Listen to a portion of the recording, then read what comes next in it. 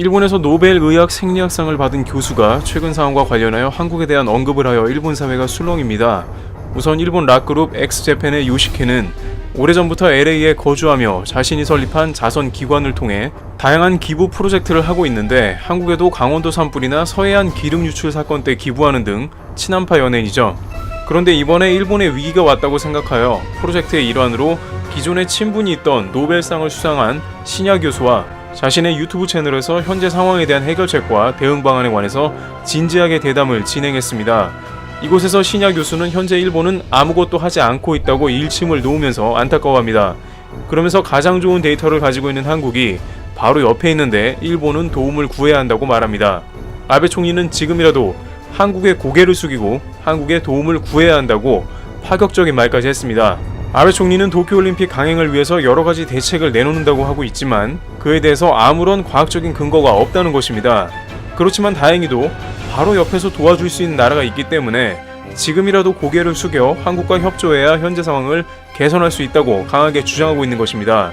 일본은 현재 한국과 중국을 입국 금지하는 등 정치적 결정을 내렸지만 이것은 아베 총리의 실수라는 것이죠. 그러나 일본이 이렇게까지 상황을 방치했음에도 도쿄올림픽을 예정대로 개최하기는 매우 어려워지고 있다는 소식이 나옵니다.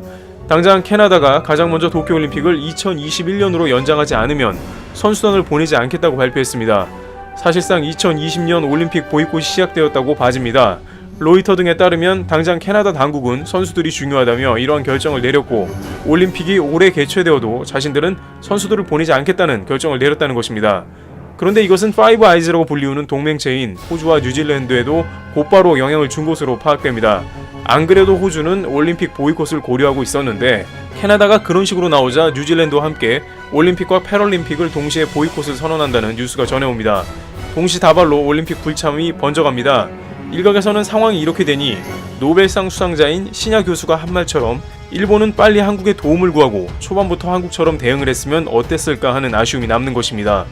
오히려 한국이었으면 올림픽이 개최될 수 있지 않았을까 하는 후회가 남는다는 것입니다. 프로야구 SK 와이번스 타자인 제이미 로맥의 경우에는 이번 올림픽 보이콧을 가장 먼저 선언한 캐나다에서 급히 한국으로 귀국을 하면서 캐나다 매체와 인터뷰를 했는데, 한국에 간다고 했을 때 모두 나보고 미쳤냐고 했지만 이젠 내가 친구들 보고 반대로 이야기하고 있다 라며 한국이 가장 지내기 좋은 장소로 확신한다고 전했습니다.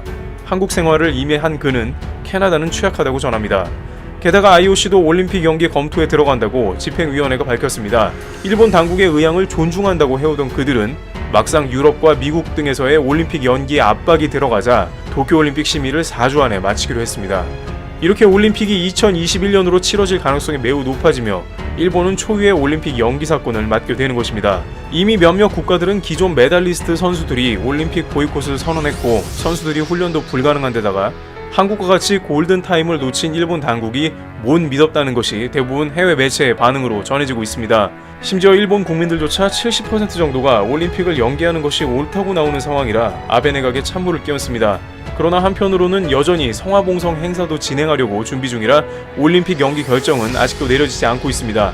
노벨 의학상을 받은 신야 교수의 말처럼 한국에 지금이라도 협조를 구해서 올림픽은 어쩔 수 없더라도 일본을 더 이상은 방치하면 안 되지 않겠느냐는 목소리가 일본 내부에서도 확산되고 있는 상황이 나오고 있습니다. 트리블 튜브 여기서 마치겠습니다. 감사합니다.